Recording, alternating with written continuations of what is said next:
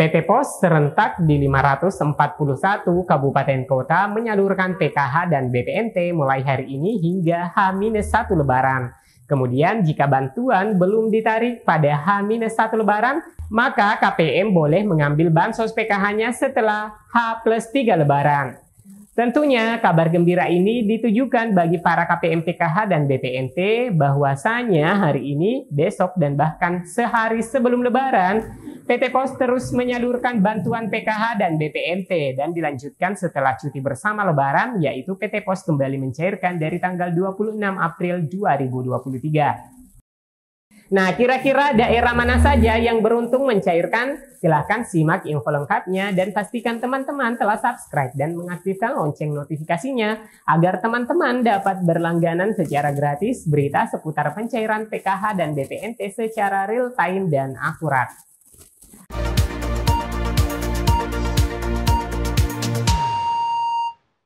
Assalamualaikum warahmatullahi wabarakatuh. Semoga teman-teman masih semangat dalam menjalankan ibadah puasa dan hari raya Lebaran. Tinggal menghitung hari ya teman-teman. Alhamdulillah, lagi-lagi kabar baik dari PT Pos masih saja terus menyalurkan bansos hingga menjelang hari raya Idul Fitri. Mulai dari penyaluran beras 10 kg per KPM hingga ke bantuan tunai PKH dan BPNT tunai. PT Pos Indonesia Persero memastikan penyaluran bantuan sosial BPNT dan PKH dari Kementerian Sosial kepada 3,2 juta keluarga penerima manfaat atau KPM akan rampung sebelum Lebaran 2023. Perlu diketahui ya teman-teman bahwa untuk KPM 3,2 juta KPM tersebut merupakan KPM yang masih tahap 1. PT Pos Indonesia memastikan penyaluran bantuan sosial BPNT atau bantuan pangan non-tunai dan PKH program Keluarga Harapan dari Kementerian Sosial Kemensos akan diberikan sebelum Lebaran. Seperti halnya di daerah di sekitaran wilayah kami, daftar nominatif penerima PKH maupun BPNT telah diedarkan. Dan bagi yang mendapat undangan agar segera mengambil bantuannya di kantor pos paling lambat sehari sebelum Lebaran. Dan beberapa kutipan media menyebutkan bahwa PT Pos Indonesia berjanji akan memberikan bantuan sosial kepada 3,2 juta keluarga penerima manfaat KPM akan tuntas diberikan sebelum Lebaran 2023. Harap teman-teman ketahui bahwa penyaluran ini merupakan bagian dari penyaluran PKH dan BPNT tahap 1. Tidak main-main ya teman-teman, dengan penggunaan teknologi AI Artificial Intelligence, data KPM yang direkam akan jauh lebih akurat sehingga penyaluran bantuan sosial akan mudah diberikan. Menurut penuturan Direktur Utama PT Pos Indonesia Persero, Faisal R. Jumadi, pihaknya ditugaskan kembali oleh Kementerian Sosial Republik Indonesia untuk menyalurkan bantuan sosial kepada 1,1 juta KPM untuk 83 kabupaten kota di Indonesia untuk tahap pertama, gelombang pertama. Sampai hari ini sekitar 80% tersalurkan. Kita masih punya waktu maksimal 2 minggu untuk menyelesaikan yang 3,2 juta KPM ini, ujarnya. Berdasarkan data tersebut, Kementerian Sosial akhirnya menambah lagi jumlah KPM menjadi 4,5 juta penerima. Akan tetapi, Faisal menyebutkan penambahan data KPM yang diterima akan disalurkan setelah Lebaran atau H+3 Lebaran karena waktu yang terbatas. Wow, pernyataan dari orang nomor 1 PT Pos memberikan kelonggaran ya teman-teman, karena bagi yang belum sempat menarik bantuannya hingga sehari sebelum Lebaran, maka akan disalurkan setelah Lebaran, yaitu H+3 Lebaran. Tapi ingat ya teman-teman, ini adalah merupakan bagian dari tahap 1, merupakan penambahan atau kuota penambahan KPM PKH dan BPNT. Jadi setelah Lebaran insya Allah maka akan kembali dilanjutkan sekitar hari Rabu tanggal 26 April 2023. Jadi bagi teman-teman jika kenyataannya sebagai penerima baru yang ditetapkan sebagai KPM PKH maupun BPNT yang disalurkan lewat pos, jika saja bantuannya belum bisa diambil dikarenakan alasan-alasan tertentu seperti kurangnya informasi, jarak tempuh ke kantor pos, dan bahkan karena adanya mudik Lebaran, maka boleh ditarik setelah Lebaran. Dan PT Pos akan membuka pelayanan setelah hari Lebaran di tanggal 26 April 2023. Hal serupa, Dirut Utama PT Pos menjelaskan bahwa hal ini untuk mengantisipasi para pemudik libur nasional karena jika dipaksakan tetap dilakukan penyaluran tidak akan efektif, kata Faisal. Sebanyak 4,5 juta keluarga penerima manfaat atau KPM akan didistribusikan lebih luas lagi dari yang awalnya hanya mencakup 83 kabupaten kota termasuk wilayah 3T, sekarang menjadi 514 kota kabupaten yang tersebar di seluruh wilayah Indonesia.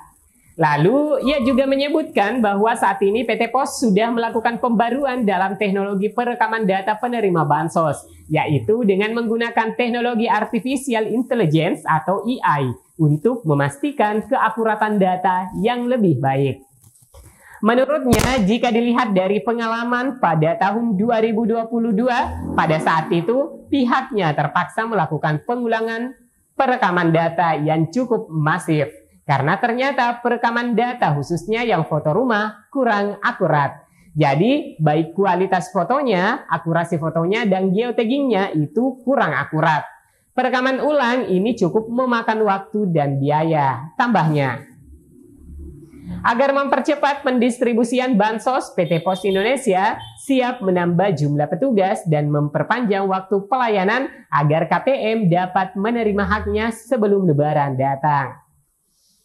Direksi PT Pos Indonesia pastikan tepat waktu penambahan alokasi KPM ini tidak mengubah metode penyaluran bansos yang selama ini dilakukan oleh PT Pos Indonesia. Hanya saja menyesuaikan kebutuhan petugas di lapangan seperti lebih banyak dilakukan penyaluran di komunitas dan menambah petugas untuk pengantaran langsung by name by address karena lokasinya yang jauh dari kantor pos.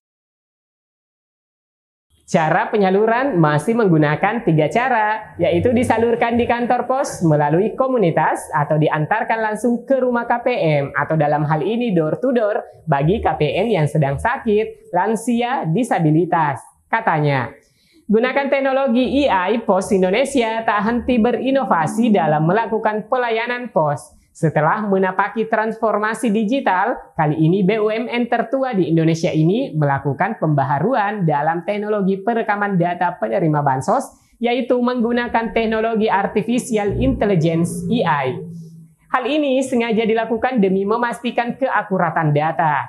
Berdasarkan pengalaman tahun 2022, saat itu kita terpaksa melakukan pengulangan perekaman data yang cukup masif, karena ternyata perekaman data khususnya yang foto rumah kurang akurat. Jadi baik kualitas fotonya, akurasi fotonya, dan geotaggingnya itu kurang akurat. Perekaman ulang ini cukup memakan waktu dan biaya, kata Faisal. PT Pos Indonesia memutuskan memperbaiki sistem dengan menyematkan teknologi AI untuk yang kali ini sudah kita perbaiki sistem kita. Perekamannya itu menggunakan AI. Memotret wajah tidak bisa kalau miring, itu akan ditolak.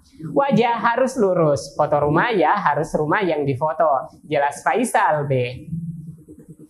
Dengan bantuan penggunaan teknologi diharapkan data yang diterima akan jauh lebih akurat. Selain memanfaatkan teknologi AI untuk mempercepat penyaluran bansos, PT Pos menambah jumlah petugas juru bayar dan memperpanjang waktu pelayanan.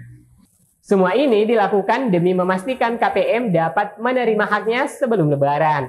Dengan keterbatasan waktu dan nominal bantuan PKH yang berbeda-beda antar KPM, kita tentu meningkatkan jumlah petugas, menambah jam layanan sampai malam. Kita bagi 2 shift, pagi ke sore, sore ke malam. Kemudian kita juga menambah titik layanan. Misalnya sebelumnya di kelurahan, sekarang kita masuk agak ke dalam, yaitu RT atau banjar atau dusun, kata Faisal.